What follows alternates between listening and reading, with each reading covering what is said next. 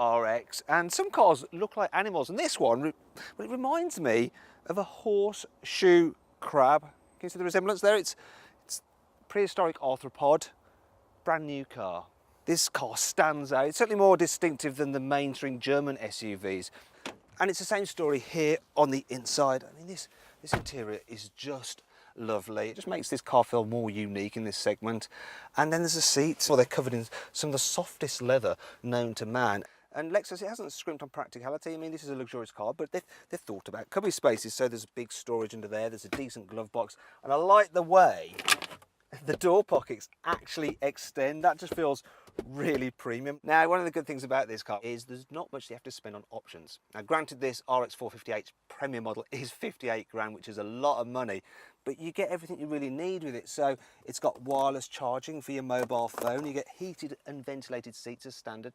There's a heads-up display as standard as well. And that's really impressive. The only options really fitted to this car are the panoramic glass sunroof and the horseshoe crab coloured paint scheme. You even get this big infotainment screen as standard. The only problem is that, well, it's not the easiest thing to use. So you have to control it using this kind of mouse pad thingy here. And even then, well, that's hard to do. And the menus themselves, the layout's just, well, it's not very intuitive.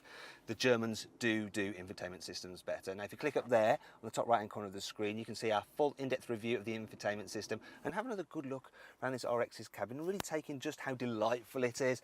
And it's the same story in the back seats as well.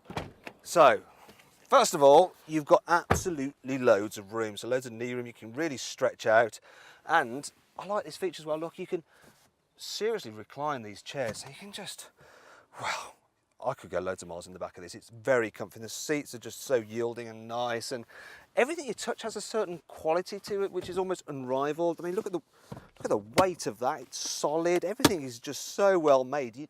You know it's never going to break. It's all really impressive, and it just works. What doesn't work so well though is this middle seat. While this car is brilliant for 2 in the back, it's not so good for 3.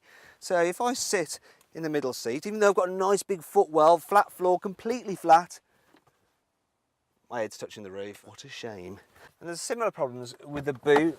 So first thing is that, well, the automated tailgate takes an age to open. Please don't click out the video, just bear with us.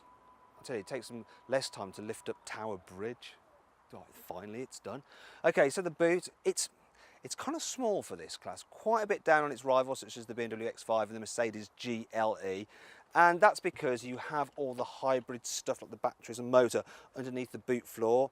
Thing is though, even if you go for the petrol version, you still have the same boot size. They didn't alter it, didn't make it bigger for the petrol, which is a bit annoying.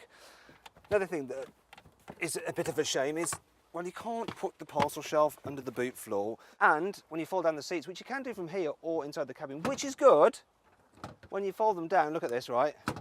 They don't lie completely flat, so that even though you have this, well, no load lift, if you want to slide heavy items to the back, you have to lift them up over there to get them all the way in. Now, if you want to see what it's like to actually pack loads of things into this car, you click on the top right corner of the screen on the card. You can see our in-depth practicality video, and we'll also show you how easy it is to fit a child seat in the back of the RX and just what it's like with 3 people sat side by side in the rear.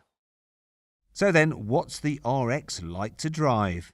If you're the kind of person that likes their sports utility vehicles to actually feel sporty, then you might be a little bit disappointed with the Lexus RX.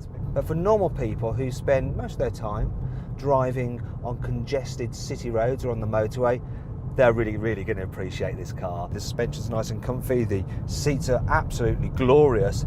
It's also quiet to travel in, so you arrive at your destination just feeling relaxed. It's the Lexus way. If you're interested in this car, there is something you need to know, and that's the fact you can't get it with a diesel engine. There's 2 petrol choices. One's a 2-litre turbo, and that's front-wheel drive, though you can pay £6,000 extra to have it with all-wheel drive, so don't bother with that. The best bet is this car. It's the 458, and it's a hybrid. So up front, you've got a 3-litre V6 petrol engine mated to an electric motor, and in the back, there's another electric motor driving the rear wheels, so you have all-wheel drive. One thing that does detract from it slightly is the gearbox. So when you put your foot down, it holds the engine's revs at a constant rate, so you get a bit of a droning sound. When you slow down in town, you go into electric only mode, and it's nice and quiet. Now I will admit that if you're doing regular motorway miles at high speed, you will end up getting better economy overall in a diesel German SUV. But if you do quite a bit of town work, this could be a really good option for you. And this car, according to Lexus, well, it should be able to do 51 miles per gallon. And looking down at the trip computer, I'm doing 44 miles per gallon. However, there are some annoying things about the Lexus RX. And like with other cars, you don't use the hands-free opening for the boot by waving your foot about under there. You actually have to put your hand there, like that on the badge, and then it works. So yes, not exactly hands-free then. It's a bit lame that Lexus is using Jude Law to try and sell this, guys. No one's going to be going, oh yeah, I'm going to get an RX, I want to be just like Jude. F-Sport models come with sporty extras, including a G-meter, like you really need that on a big lumbering SUV. This car has so many warning beeps and bongs that it'll even let you know when the door's open. Yes, thanks for that. I know the door's open because I can see it's open. Why aren't the heater controls for the seats actually with the seats, or they're with the climate control rather than hidden behind the gear knob? Thankfully, there are some cool features which make up for all this. This car has some of the fastest and quietest electric windows I've ever experienced. This lovely laser etchwood trim is actually made by Yamaha's piano division. The wonderful Mark Levinson stereo has special software to make compressed music sound better, so perfect for Spotify users. Apparently this heads-up display is the largest on any production car. As well as traffic information, fuel prices and weather, Lexus Connected Services also includes Google Street View so you can avoid unsavoury areas. Due to its cleaner tailpipe emissions, Lexus says that company drivers using this car will save up to this per day over the equivalent German diesel rival.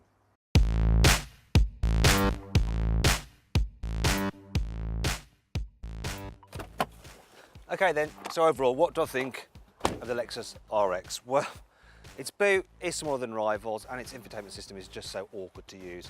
But, you know, this is a super luxurious car inside. The build quality is impeccable and it's really comfy to travel in. Now, if you click up there, you can get more information and find out the best deal you can get on a Lexus RX at carwow.co.uk. Thanks for watching. If you enjoyed this video, please like it, share it and subscribe to our channel. And if you click over there, you can watch our in-depth practicality, infotainment and 360-degree passenger ride video on the Lexus RX. Now, did you spot the Easter egg in this video? It was the rechargeable batteries in the car's boot.